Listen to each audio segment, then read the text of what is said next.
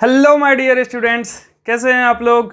तो आज हम लोग इस वीडियो में पढ़ने वाले हैं कि इलेक्ट्रिक पोटेंशियल के अगर किसी डाइपोल के कारण निकाले उसके एक्सियल पोजीशन पे या किसी डाइपोल के इक्वेटोरियल पोजीशन पे तो क्या आता है।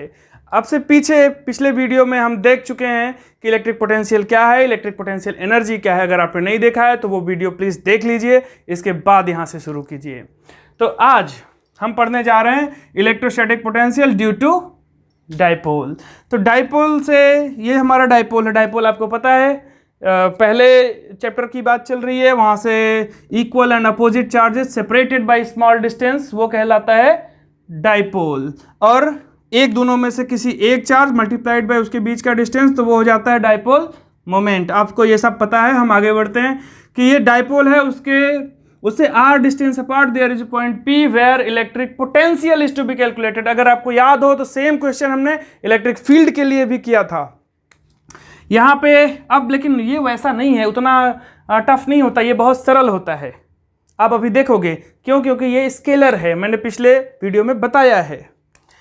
तो यहाँ पर आप देखो कि ये मान लो A है, ये मान लो B है, यहाँ पे हमें इलेक्ट्रिक पोटेंशियल चाहिए नेट, तो VA प्लस VB कर देना है। यहाँ पे क्या करना है, यहाँ पे सुपर पोजिशन नहीं होता, डायरेक्शन देखना ही नहीं होता है, पहले का निकालो दूसरे का निकालो ऐड कर दो। तो जो V नेट एट P है, V नेट हो जाएगा वो VA प्लस VB हो जाएगा।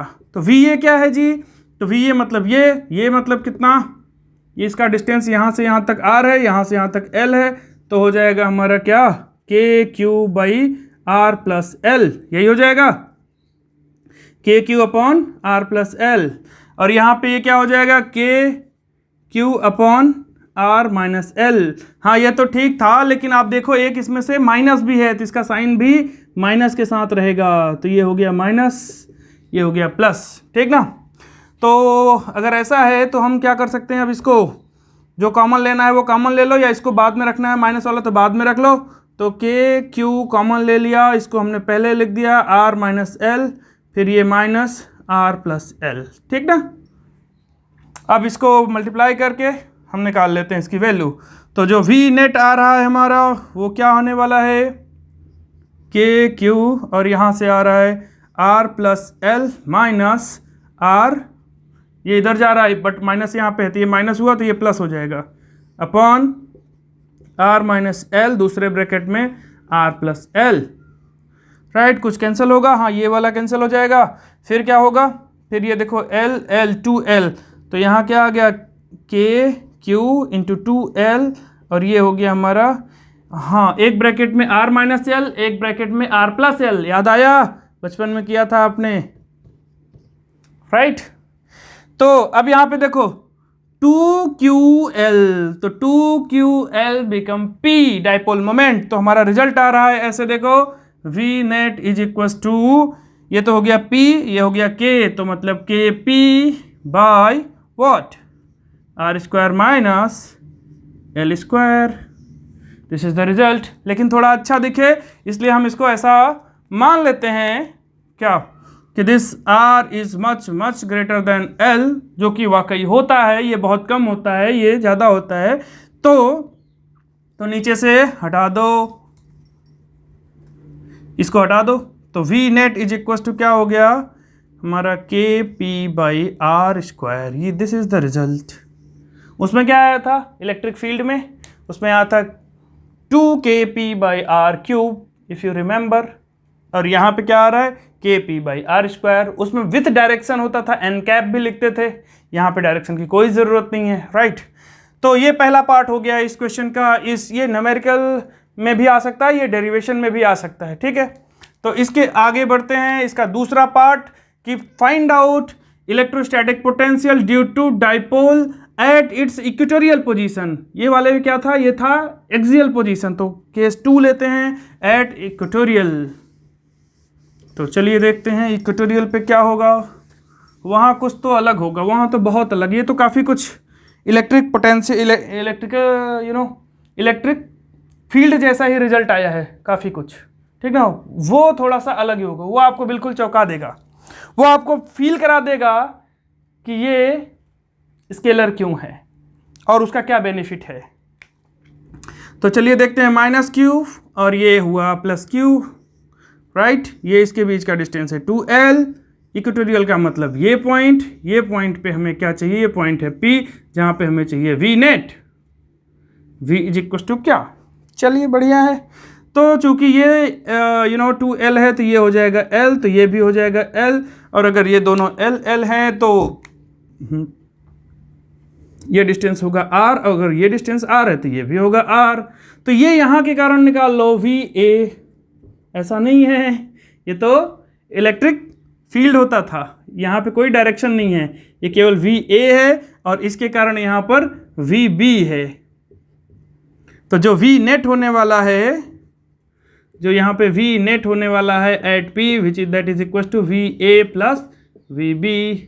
इस केस में तो दोनों का डिस्टेंस बराबर है, तो क्या हो जाएगा, पहला माइनस KQ/R, बिकॉज ये माइनस है, माइनस के साथ, दूसरा वाला प्लस, ये प्लस है तो प्लस के साथ प्लस KQ/R। अरे ये क्या, दोनों equal and opposite, yes equal and opposite, they will get cancelled, आया 0।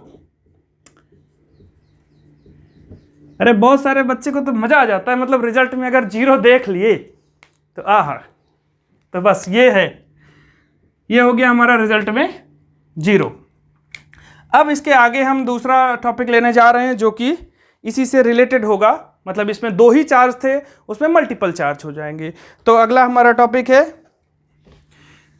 Electric potential due to system of charge. वहां पे कई चार्जेस हैं।